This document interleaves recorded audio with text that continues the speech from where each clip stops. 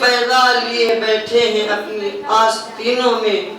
قابل قدر سامعین کرام اور مہمانان اعزاز، آج میں ان یاران باصفا، شہیدان عشق و وفا، وارثان بلال اور عشاق نبی کے تذکرے کی سعادت حاصل کر رہا ہوں، جن کا قلب و جگر نبی کی عظمت سے معمور تھا، جن کا دل عشق نبی سے شرسا تھا، جن کے چہرے پر عزم و استقلال کی کرنیں جلوہ فگن تھی، جنہوں نے اہل جہاں کو عشق نبی کا درس دیا، صنف انسانی کو محبت کا پیغام سنایا، جنہوں نے امت کو نبی سے پیار کرنا سکھایا، عشق نبی کا طریقہ بتایا، محبت نبی کا راستہ دکھلایا، جن کو دنیا علماء دیوبند کہتی ہے. لیکن میرے عزیز و دوستو، میں حیرانیت کے سمندر میں غرق، سرگردہ و پریشان ہوں. اس قلیل وقت میں ایسے عظیم الشان وسیع و بسیط موضوع پر کس طرح لفظ شاہی کر سکوں، جس کا غیروں نے بھی گل الفاظ میں اعتراف کیا ہے. ان کے کن کن گوشوں کو ان کے زبان پر لاؤں، ان کی کن کن خوبیوں کو بیان کروں اور کن کن خصوصیات کو نظر انداز کر دوں. ان کے عشق نبی کے واقعات کی سیر کراؤں یا ان کے مجاہدانہ کردار کی روداد سناؤں. عشق نبی سے شرسار مولانا قاسم نانوتوی رحمت اللہ علیہ کے سفر حج کی منظر کشی کروں یا روضہ عطار پر مولانا حسین احمد مدنی رحمت اللہ علیہ کے درس حدیث کی جھلک دکھاؤں. عشق نبی سے بیتاب مولانا گنگوہی رحمت اللہ علیہ کے دل کا تذکرہ کروں یا جنگ آزادی کے موقع پر علماء دیوبند کے عشق نبی کی تاریخ بتاؤں. کیا کیا بتاؤں اور کہاں تک بتا سکتا ہوں. خدا را جاؤ اگر تم سے ہو سکے تو علماء دیوبند کے عشق نبی کی داستان تاریخ کے اوراق سے پوچھو، مکہ کی گلیوں سے پوچھو، مدینہ کے ریگستانوں سے پوچھو، بالا کوٹ کی پہاڑیوں سے پوچھو، مالدہ کے قید خانوں سے پوچھو.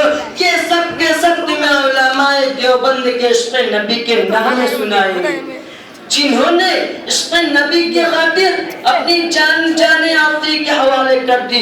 حقیقت یہ ہے کہ اگر سرزمین دیوبند پر علماء دیوبند کی شکل میں احسان خدا نہ ہوتا تو عشق نبی کا طریقہ معلوم نہ ہوتا، محبت نبی کا وجود نہ ہوتا.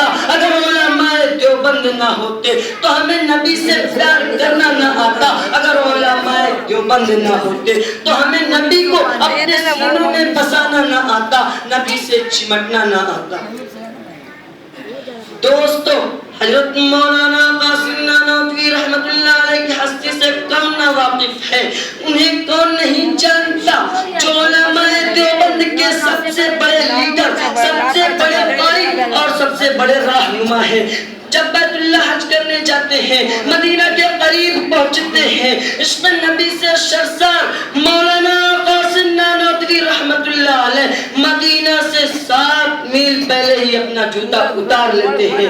کسی نے کہا حضرت یہ پتھریلی زمین ہے، پیروں میں پتھر لگیں گے، پیروں کو تکلیف ہوگی، پیروں میں زخم آ جائے گا. فرمایا پتھروں کی کوئی بات نہیں ہے، زخم کی کوئی بات نہیں ہے.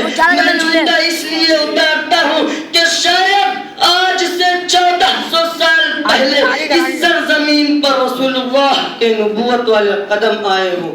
نانوتوی کا گستاخ جوتا کہیں رسول اللہ کے قدموں پر نہ آ جائے. اللہ اکبر، کیا عشق رسول تھا. اور ایک موقع پر حضرت نانوتوی رحمت اللہ علیہ کو انگریز گرفتار کرنے کے لیے آئے تو 3 دن روپوش ہو کر باہر نکل گئے. کسی نے کہا حضرت آپ 3 دن کے بعد باہر نکل آئے، ابھی تو آپ پر وارنٹ باقی ہے، انگریز آپ کو پھانسی دے دے گا. حضرت نانوتوی رحمت اللہ علیہ نے عجیب بات بیان فرمائی. فرمایا کہ میں 3 دن گرفتاری کے خوف سے نہیں چھپا تھا، مجھے جان کا کوئی خطرہ نہیں، مجھے جان کی کوئی پرواہ نہیں، اس کا کوئی غم نہیں. انگریز پکڑے یا پھانسی دے دے، میں اب ہرگز روپوش نہیں ہو سکتا. اور فرمایا کہ خدا کی قسم 3 دن بھی میں روپوش نہ ہوتا اگر غار میں میرا پیغمبر 3 دن نہ رہا ہوتا. کہیں پیغمبر کی یہ سنت نہ چھوٹ جائے. اللہ اللہ کیا عشق تھا رسول کا, کیا جذبہ تھا اتباع سنت کا, کیا شوق تھا تقلید پیغمبر کا. مسلمانوں ذرا سوچو تو صحیح, آخر کون سی محبت تھی حضور کی جس نے مولانا قاسم نانوتوی رحمت اللہ علیہ کو نبی کا دیوانہ بنا. وہ قاسم نانوتوی حضور کی شان میں مدینہ منورہ میں عجیب اشعار کہتا ہے. حضور صلی اللہ علیہ وسلم کے روضے کے باہر کھڑے ہیں, کسی نے کہا اندر نہیں جاتے, فرمایا ابھی اندر جانے کی اجازت نہیں ہے. جب اندر گئے تو مسکراتے ہوئے باہر آئے. کسی نے پوچھا کیا ہوا, فرمایا میرے آقا کا تو مجھ پہ اتنا کرم تھا, میرے آقا کا تو مجھ پہ اتنا کرم تھا کہ بھر دیا دامن پھیلانے سے پہلے. یہ اتنا کرم کیوں, یہ کیا سلسلہ ہے, یہ اتنا کرم کیوں, یہ کیا سلسلہ ہے, نشہ رنگ لایا پلانے سے پہلے. اور جب نانوتوی رحمت اللہ علیہ نے روزے کو ختم کر کے کہا تھا, ہزاروں بار تجھ پر ہے مدینہ میں فدا ہوتا, ہزاروں بار تجھ پر ہے مدینہ میں فدا ہوتا, جو بس چلتا تو مدد بھی میں جدا ہوتا.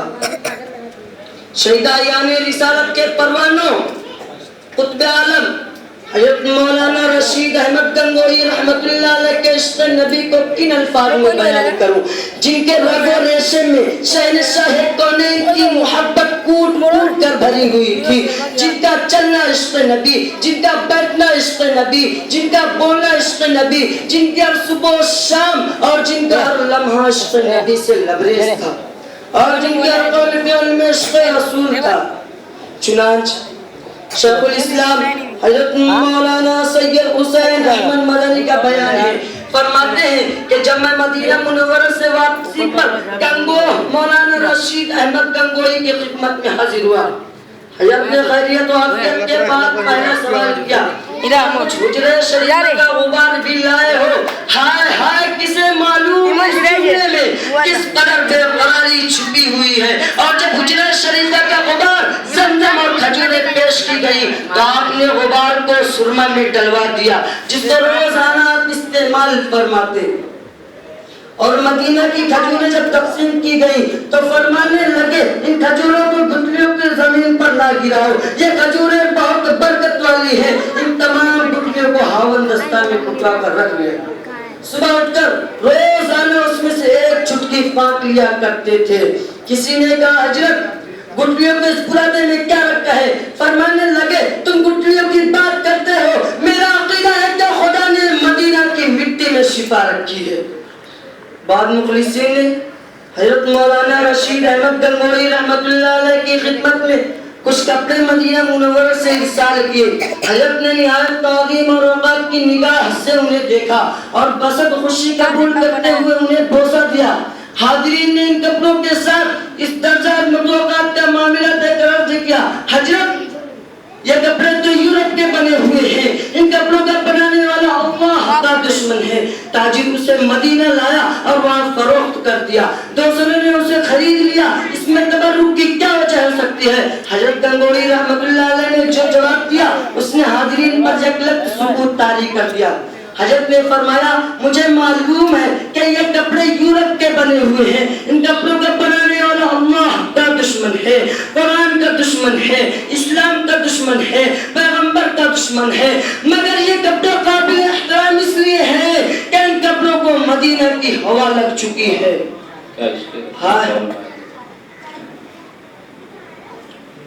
اللہ ان کی قبر پر سینکڑوں رحمتیں نازل کرے. ایک مرتبہ مولانا رشید احمد گنگوہی رحمت اللہ علیہ حدیث کا درس دے رہے تھے.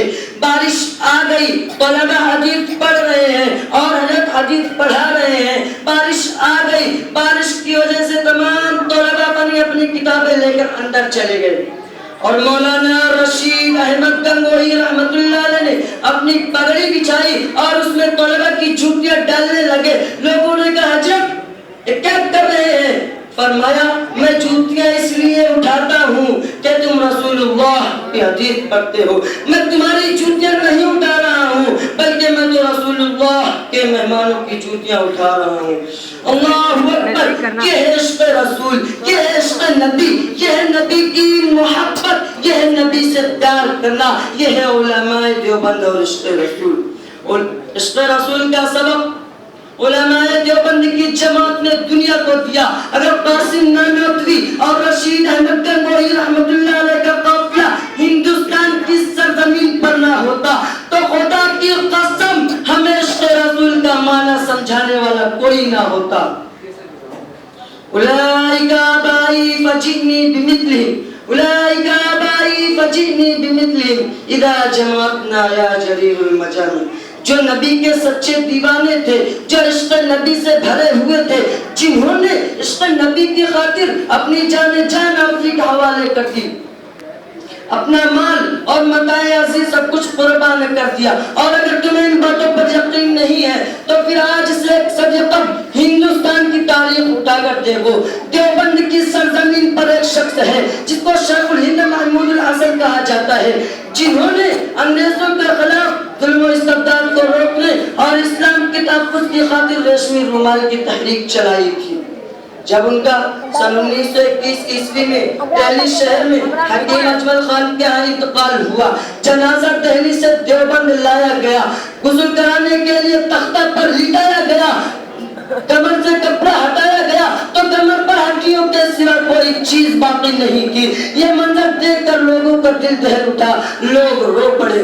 مولانا حسین احمد مدنی رحمت اللہ علیہ جو حضرت شیخ الہند کے خاص شاگرد تھے, جنہوں نے اپنے استاد کے ساتھ قید بند کی بے پناہ مصیبتیں برداشت کی تھی, وہ اس وقت دارالعلوم کلکتہ میں حدیث کا درس دیا کرتے تھے. جب وہ دیوبند آئے تو لوگوں نے ماجرا بیان کیا اور پوچھا کہ حضرت شیخ الہند کے کمر پر ہڈیوں کے علاوہ گوشت کا نام و نشان نہیں تھا, اس کی کیا وجہ ہے؟ مولانا مدنی رو پڑے اور فرمایا, ہمارے استاد شیخ الہند نے اس راز کو فاش کرنے سے منع کیا تھا. مالٹا کی جیل میں انگریز میرے استاد شیخ الہند کو تہخانے میں لے جاتا تھا, کپڑے اتار کر گرم سے لگوں تو شیخ الہند کی کمر کو داغتا تھا اور کہتا تھا محمود الحسن انگریز کے حق میں فتویٰ دے دے. حضرت شیخ الہند بے ہوش ہو جاتے, جب بھی ہوش آتا فرماتے, انگریز میں بلال کا وارث ہوں, میری چمڑی پگھل تو سکتی ہے, اسلام کی خاطر میری چمڑی ادھر تو سکتی ہے, مگر میں تمہارے حق میں کبھی فتویٰ نہیں دے سکتا. سکوت آموز طول داستان درد ہے ورنہ, سکوت آموز طول داستان درد ہے ورنہ, زباں بھی ہے ہمارے منہ میں اور تابع سخن. دوستو, حضرت شیخ الاسلام حضرت مولانا سید حسین احمد مدنی اللہ ان کے قبر پر سینکڑوں رحمتیں نازل کرے, جنہوں نے اپنے استاد شیخ الہند کے مشن کو آگے بڑھایا اور شاگردیت کا حق ادا کر دیا. ہائے ہائے, حضرت شیخ الہند کو مولانا مدنی کی شکل میں ایک عجیب خدا ترس وفادار شاگرد ملا تھا. دنیا میں ہمیشہ ساتھ رہے, کوئی مزار قاسمی دیوبند جا کر دیکھے تو مرنے کے بعد بھی حضرت مدنی کو اپنے استاد کی معیت نصیب ہوئی. مولانا حسین احمد مدنی روزہ دار پر بیٹھ کر 18 سال تک حدیث کا درس دیا. مالٹا انگریز, جب مولانا کو مالٹا کے لیے انگریز گرفتار کرنے لگے تو مولانا مدنی نے حضور کے روزے کو خطاب کر کے کہا تھا, چمکتا رہے تیرے روزے کا منظر, چمکتا رہے تیرے روزے کا منظر, سلامت رہے تیرے روزی کی جالی. ہمیں بھی عطا ہو شوق ابودر, ہمیں بھی عطا ہو شوق ابودر, ہمیں بھی عطا ہو جذبہ بلالی. میرا عزیز و دوستو, مولانا الیاس کاندھلوی جیسا عاشق رسول کون ہوگا؟ وہ تبلیغی جماعت کا بانی تھا, تبلیغی جماعت کا عاشق تھا, وہ رسول اللہ کی سنتوں کا عاشق تھا. دبلا پتلا, انتہائی عاجزی و انکساری والا, جب تبلیغی جماعت کے پہلے پیغام کو لے کر پانی پت پہنچا تو لوگوں نے تھپڑ مارے, وہ گر گیا, ہوش آیا تو کہنے لگے, لوگوں ایک دفعہ مسجد جانا ہوگا, وہاں جا کر نبی کی بات سننی ہوگی.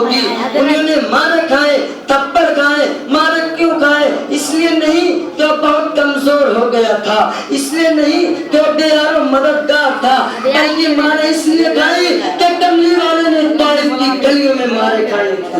اگر کملی والے طائف کی گلیوں میں مارے نہ کھاتے تو خدا کی قسم الیاس کبھی بھی کسی کے تھپڑے نہ کھاتا. وہ تو رسول اللہ کی سنت کے عاشق تھے. رسول اللہ کی سنت کے عاشق. ہاں مسلک دیوبند سے تعلق رکھنے والا ہر شخص نبی کا سچا عاشق ہوا کرتا ہے. نبی کے نام پر اپنے آپ کو قربان کر دیا کرتا ہے. علماء دیوبند چند پوڑیوں کے بدلے کبھی اپنے ایمان کو بیچا نہیں.